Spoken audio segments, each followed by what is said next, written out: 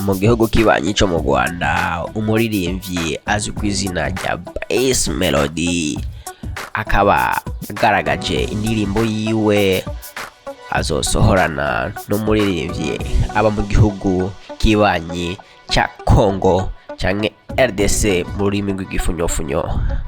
Bakaba bafitaniye indirimbo shasha igiye gusohoka. Iyo ndirimbo rikaba rizwi ku izina rya Ales. Indirimbo nziza cyane. Umuririmbyi nka Bass Melody yarashoboye gushakisha arondera ko bosohorana na Koffi Olomide ariko biranga, naho vyanse. Umuririmbyi Bass Melody ntiyacitse intege, yabandanije ashakisha niho yaciye ahura n'umuririmbyi aba mu gihugu kibanyi cya Congo RDC ururimi rw'igifunyofunyo, nawe akaba azwi ku izina rya Inno. Rero indirimbo yabo ikaba ishaka kuja ku mugaragaro mu minsi iri imbere.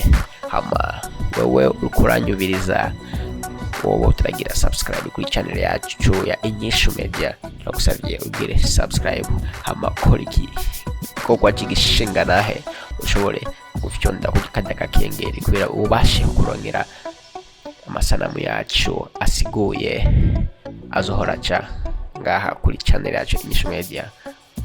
Ushobora kuba utarasangiza n'uwundi amasanamu yacu asiguye, abashina kuronka inkuru zitandukanye z'abasani n'izibidukikije n'izindi. Murakoze.